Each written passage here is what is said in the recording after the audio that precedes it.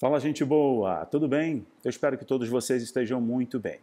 Eu me chamo Rafael Bittencourt, muito obrigado por você ter clicado nesse vídeo e gentilmente eu já peço a você para ir comigo até o final. Bom, estou aqui já desde o início desse declarado conflito, entre Rússia e Ucrânia, uma região tão sensível que eu venho mostrando para vocês algumas informações.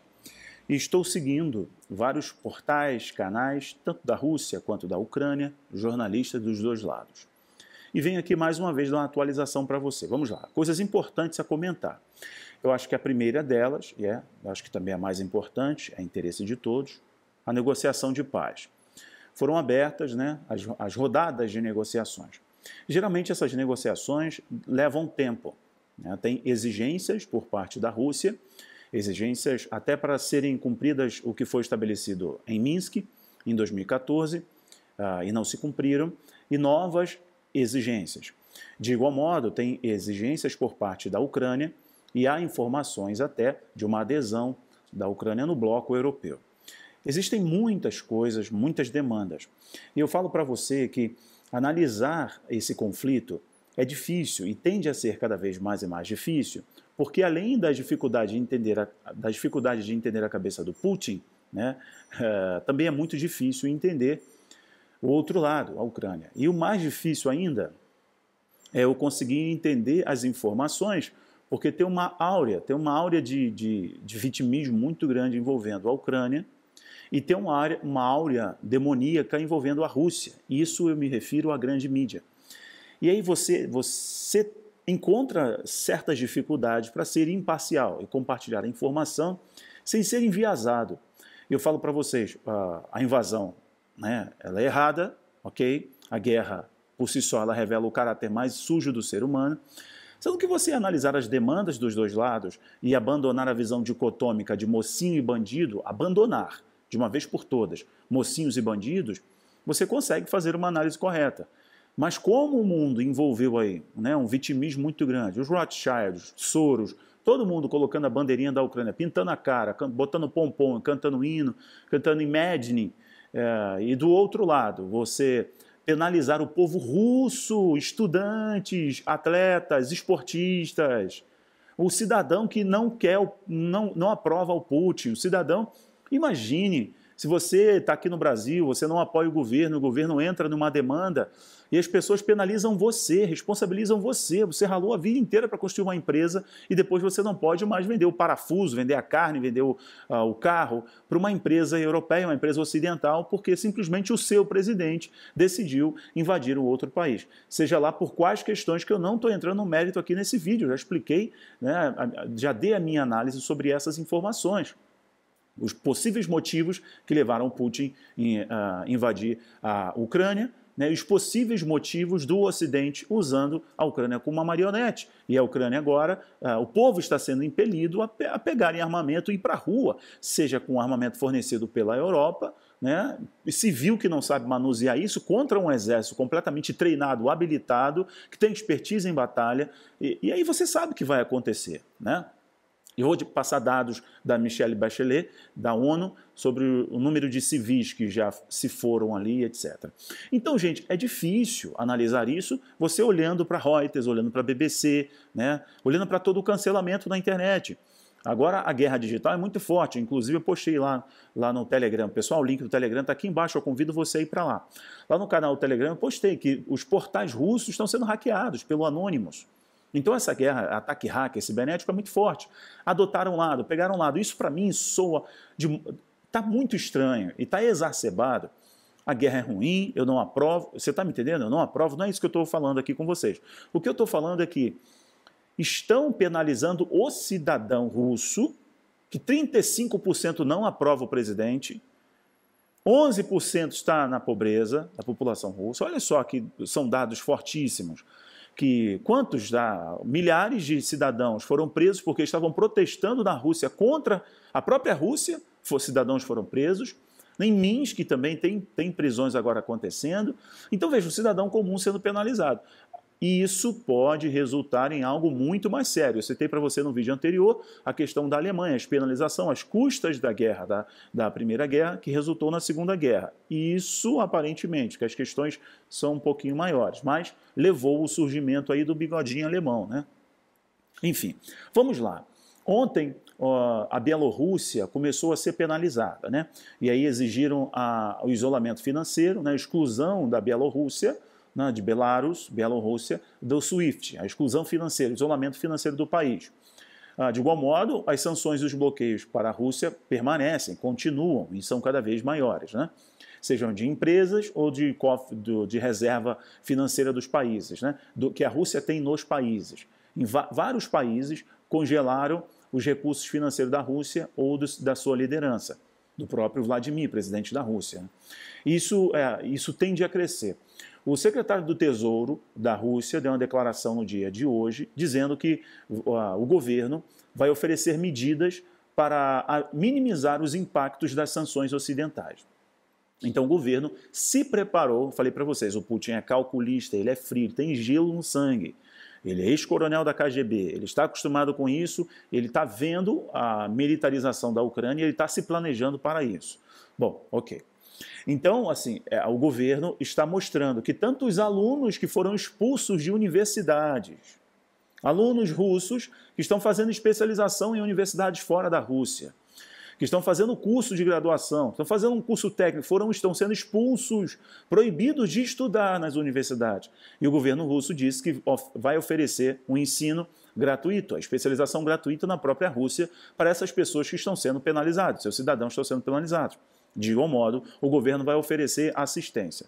Bom, também ontem, o Lukashenko, que é uma marionete da Rússia, obviamente, ele é um par ideológico da Rússia, né? Ele entende como parte da grande federação russa, ele deu uma declaração de que o modo como o Ocidente está tratando essa questão da invasão russa na Ucrânia pode gerar o terceiro conflito global. E, inclusive, houve uma aprovação, um decreto, né? Falou-se um referendo, mas a Bielorrússia é como se fosse uma ditadura, ali um referendo para aprovar o uso de armas nucleares, né? Arma de destruição em massa. Então, a Bielorrússia, que tinha diminuído, né, ou tinha eliminado a sua planta nuclear, agora vai receber equipamento. É claro que esse equipamento virá do Kremlin, virá da Rússia, né? Então, tem posicionamento ali na Bielorrússia. Inclusive, por mais que a Bielorrússia negue, a Rússia acessou e tem, inclusive, usado base aérea e também terrestre para poder entrar na Ucrânia, usado a fronteira Bielorrússia para acessar a Ucrânia. Isso é fato, tem várias imagens. E ele falou, eu coloquei para o pessoal, tá na nossa thumbnail, e eu coloquei para o pessoal também no Telegram vários vídeos e reportagens mostrando isso. E é do RT, que foi hackeado, né? Seu canal no YouTube foi descontinuado e foi hackeado também, tanto o RT e vários outros. A Sputnik ainda está segurando, mas provavelmente também vai ser hackeada, assim como a RIA e vai ser derrubada também. Isso é muito sério, né? E o Lukashenko, diante dessas evidências de bloqueios, né, a dura mão do Ocidente com relação à Rússia e à Bielorrússia, ele falou, isso vai gerar o terceiro conflito global. Meus amigos, a coisa é bem séria mesmo. Então, o que acontece? Eu cunhei para vocês ontem uma terminologia, eu inventei aqui, minha análise minha, eu falei, olha, isso é uma intervenção indireta. Não sei se eu já li isso em algum lugar, em algum momento, mas eu acho que eu cunhei esse evento. Intervenção indireta, por quê? Postei para vocês uma matéria de uma aeronave, um drone norte-americano, que ele viaja não sei quantas milhares de milhas e não consegue ser identificado pelos radares, mas ele dá uma precisão, né? Ele dá uma precisão da movimentação de tropas. Ele consegue ter uma leitura do solo muito grande. Bom, ele é utilizado em todos os conflitos da OTAN, tá? Isso inclusive no Oriente Médio, foi usado no Afeganistão durante muito tempo. E ele está sendo utilizado lá na Ucrânia.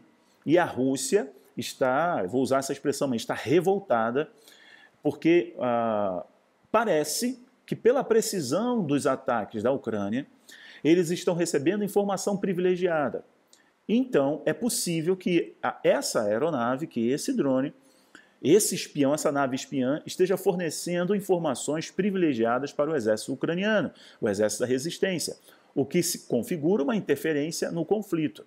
E a interferência indireta que eu falei para vocês é interferência com recursos, é interferência com equipamento, com armamento. É uma interferência indireta, mas é uma interferência. Então, diante dessas coisas e da ameaça do isolamento financeiro da Bielorrússia, Lukashenko falou que é possível começar um conflito global. Olha o reloginho, estou na casa das avós da Mariana, ó. Esse quadro aí é bem antigo, bonito, muito bonito esse quadro aqui.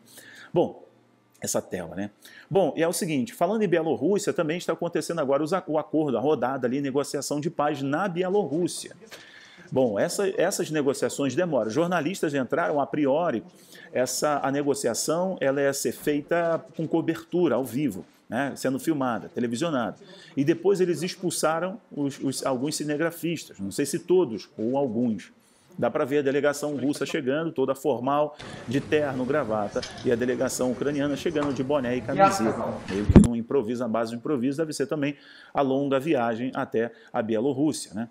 Bom, mas enfim, está acontecendo agora a negociação. Não sei dizer para vocês se chegarão a um acordo. É possível, enquanto eu gravo e publico esse vídeo, sai alguma outra informação que minutos antes de eu começar a gravar, eu fui apurar nos canais, né, de ucranianos e de russos, cobrindo isso. E canais da grande mídia também, como BBC, Reuters, né, e CNN. Fui dar uma olhada ali, né, Associated Press, que eles estão falando, que tem uma cobertura oficial. Mas essas negociações demoram. Eu não sei se nós veremos agora, no dia de hoje, são 5 horas de diferença.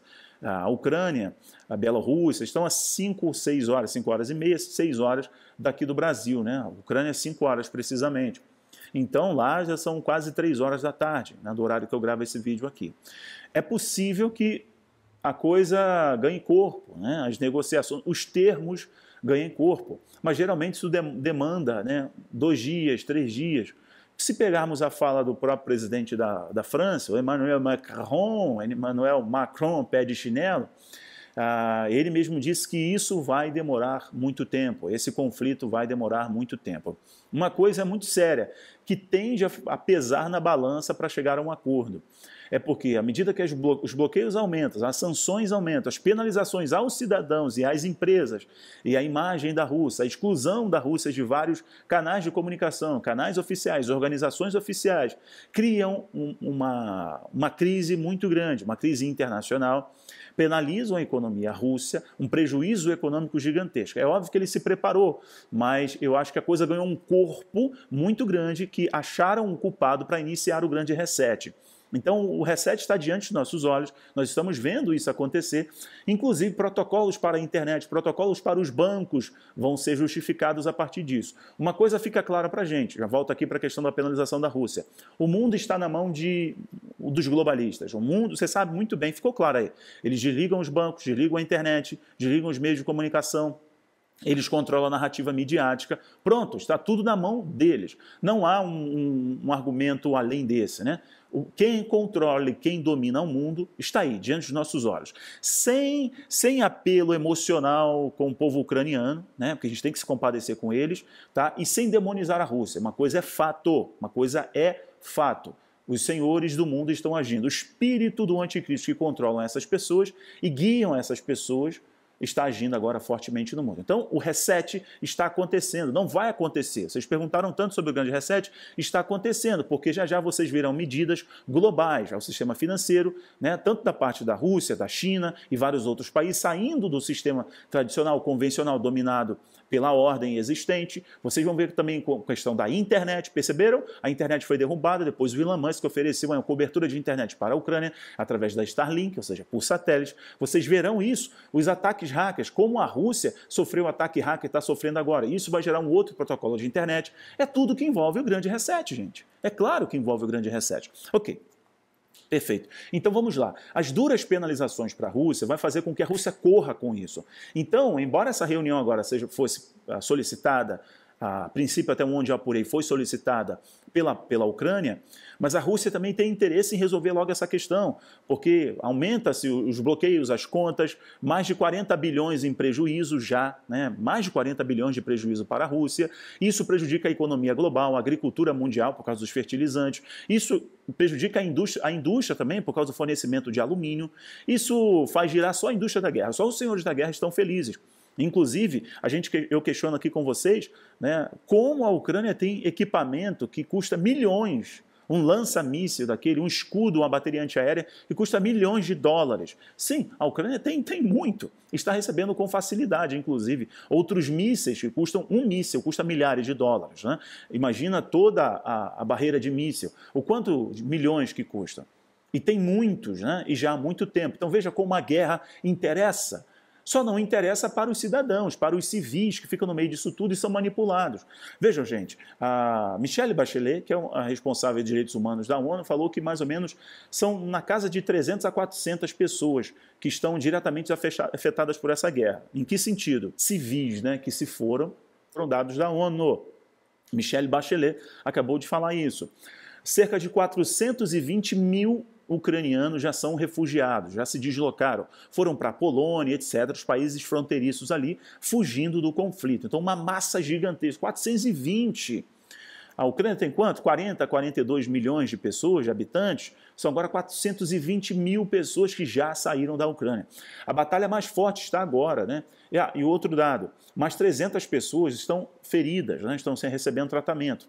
Bom, isso são dados preliminares, esse número vai crescer, obviamente. Não estou falando de militares, estou falando de civis, tá, gente? De civis. Bom, então é o seguinte, esses dados vão crescer, né? Obviamente. Agora, as ações mais fortes estão em Kiev. Houve na região, inclusive, deixando Kiev agora, mas a região de Kharkiv ou Kharkov, é onde as batalhas estão ali. Avançam as frentes russas, os ucranianos retomam, né? E aí os bombardeios hoje de madrugada foram tão sérios que tem um toque de recolher a partir das 3 horas da tarde da Ucrânia. Então agora já começa um toque de recolher em Kharkov, um toque de recolher pesadíssimo, as pessoas não transitarem mais na rua porque é onde está a batalha mesmo, porque os russos invadiram, patrulharam as ruas e os ucranianos, com grande equipamento, com informação emboscando os russos também, avançaram. É guerra, meu irmão. Tem mocinho e bandido. Abandone essa visão dicotômica, tá? De mocinho e bandido. Os bandidos se misturam nessa história. Estão nos palácios agora tomando 12 anos e vendo o mundo todo cantar Imagine e fazer protesto. Bom, mas enfim, e isso não significa que a gente não tem que orar pela paz e não se compadecer. Mas precisa ter a informação precisa. As demandas dos dois lados a gente precisa perceber muito bem. Voltando então para a finalização. Vamos ver se isso ganha uma escalada ou não, se esses acordos de paz diminuem as tensões, né, a escalada ou não. Essas negociações tendem a demorar e vou estar aqui analisando com você no decorrer desse dia. Não sei se eu consigo entrar ao vivo em algum momento porque eu estou no 4G, mas se eu conseguir entrar ao vivo, diante de alguma notícia importante, eu vou aqui alimentar os meus canais, tanto a página do YouTube, o canal do YouTube e a página no Facebook. Eu vou pedir a você, vai para o meu canal do Telegram que eu estou colocando informações importantes ali quase que em real time. Um beijo no coração de vocês, obrigado, compartilhe esse conteúdo. Tchau, tchau.